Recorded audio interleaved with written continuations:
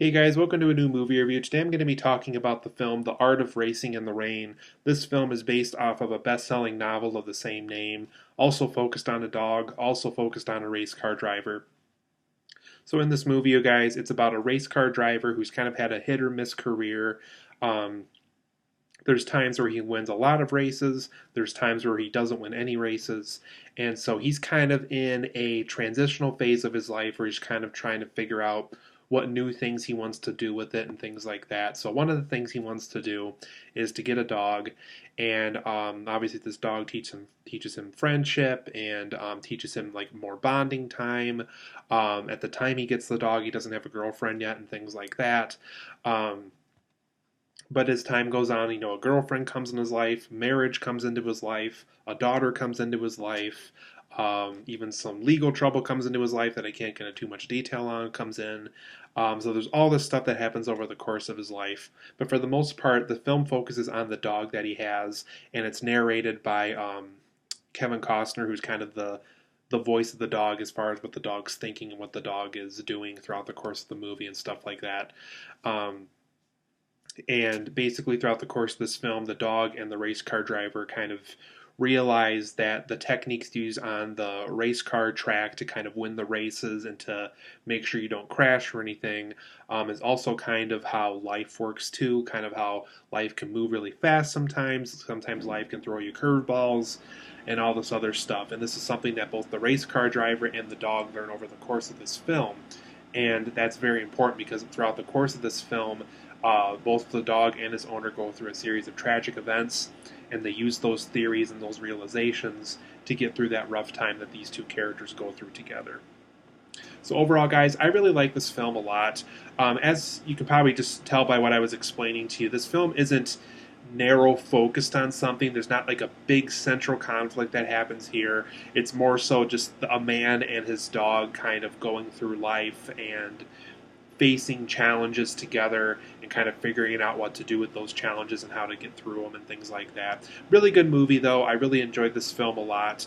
Um, really liked it. I don't know if it'll be like on my best of the year list or anything like that towards the end of the year or not. I don't think I liked it that much.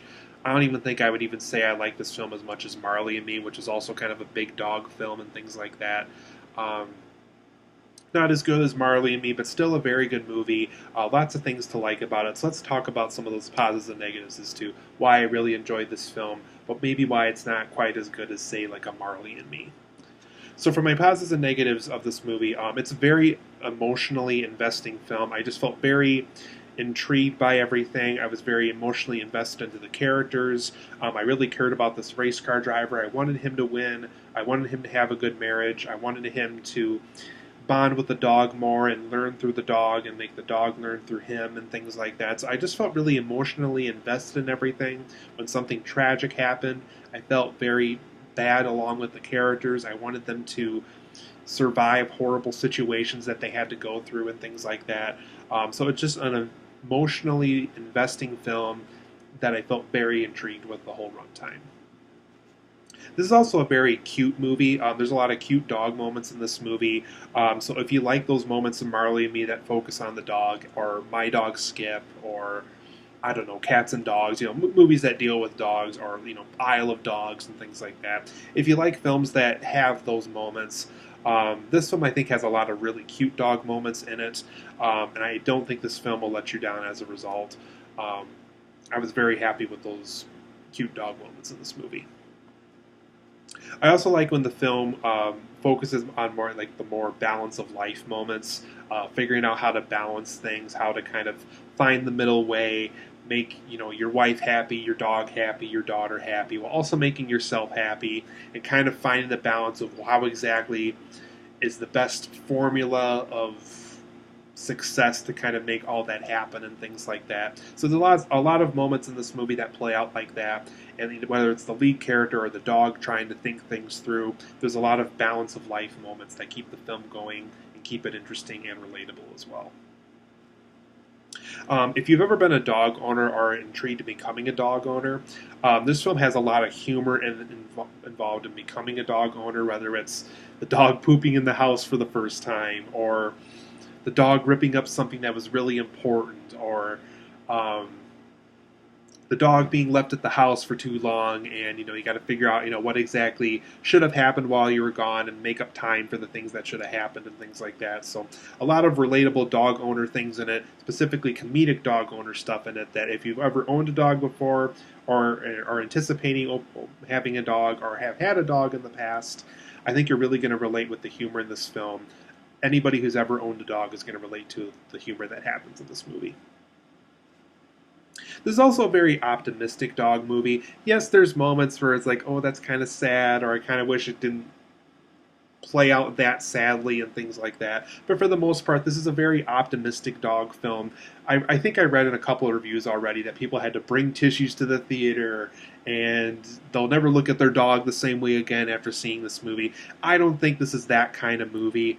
If you saw Marley and Me, that film brought you to tears. I don't think this film's going to do exactly what Marley and Me did. I felt very emotionally invested in the movie. I didn't want characters to die or anything. I felt intrigued by them, and I want them to succeed with what they were going for. But for the most part, this is a very optimistic dog film that, for me personally, didn't bring me to tears or anything. But as a result, that was kind of a good thing. It was refreshing to watch a dog movie that didn't bring me to tears or anything like that. It was just kind of fun to kind of sit down, watch it, enjoy it, and felt a little more optimistic as a result.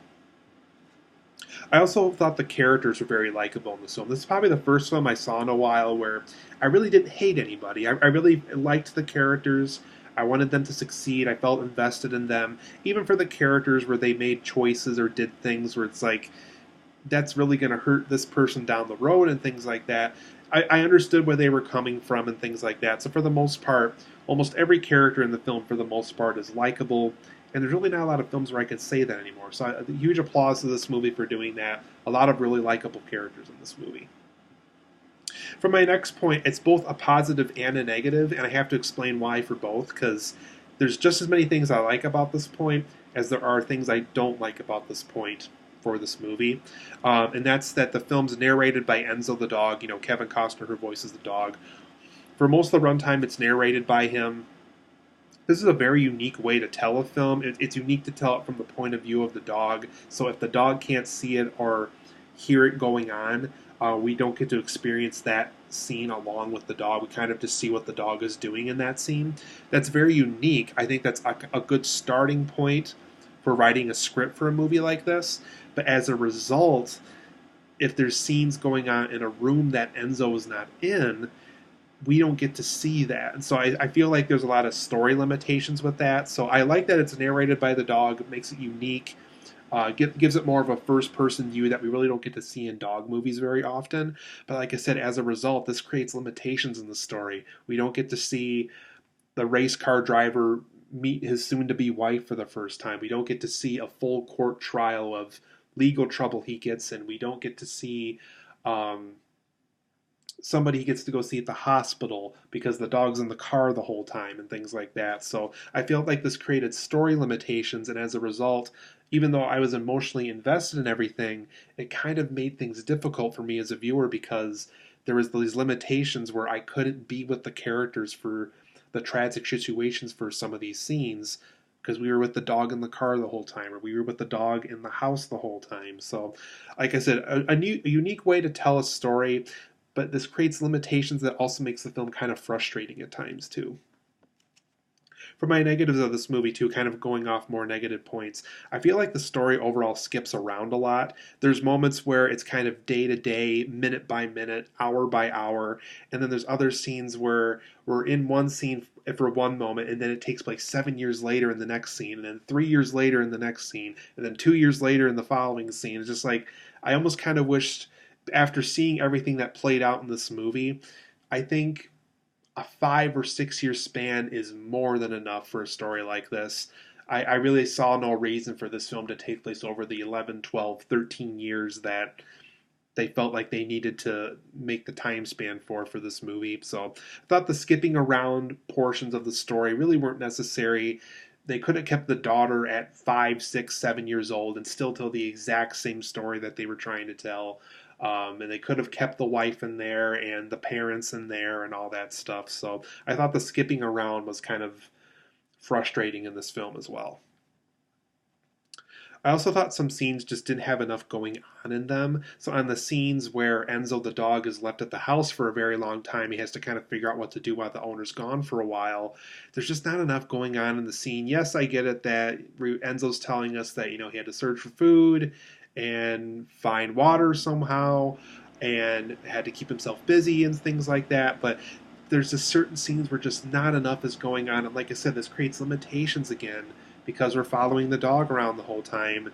We don't get to see what the owner's doing when the dog's left at the house and things like that. So I thought that aspect of the story was very frustrating. There's also a lot of out of place fantasy elements in this film. I can't get into too much detail on this because it would be spoilers, but I guess to make it as simple as possible, there's a scene involving a toy zebra that Enzo the dog really doesn't like in the house. And there's one scene where I kid you not, I thought I was watching a different movie for like 2 minutes straight. It felt like something out of like an Alvin the Chipmunks um, racing stripes kind of a movie. There, like I said, some of the fantasy elements in this film feel way out of place. There's another scene where Enzo is imagining himself in the mountains or something weird like that. So certain fantasy elements don't really work for me in this movie. For the most part, this film's trying to take place in our reality, and some of the fantasy elements kind of question that for me. I also thought this film could have benefited from more racing elements. Yes, there's scenes where they kind of talk about balancing life with the way you race on the track as a race car driver and things like that. But for the most part, I really didn't learn a lot about racing cars in this movie and things like that. So I don't know. For me personally, for somebody who really doesn't watch like Daytona 500 or anything, yes, it was cool to see a good race car driving movie, but it would have been kind of cool to learn more about the racing element of it too. So I thought that aspect of the film was kind of disappointing, especially when it's in the film's title. I also thought overall, for me personally, I thought this film didn't go deep enough with its philosophy. There's a lot of scenes that kind of suggest that it wants to be a very philosophical movie, and like I said, as a result, certain scenes just don't feel deep enough. So that element of the film I thought was kind of disappointing as well. But overall, I'm going to give The Art of Racing in the Rain an 8.5 out of 10. I really like this film a lot. It has tons of things going for it. There's tons of things I recommend about it. Certain things that don't work. Like I said, cool to see a film narrated by the dog, be more in a first-person kind of view. But like I said, it does create limitations within your story that kind of frustrated me, specifically with this film. But overall, great movie. I highly recommend seeing The Art of Racing in the Rain. 8.5 out of 10 for me. I recommend seeing this one.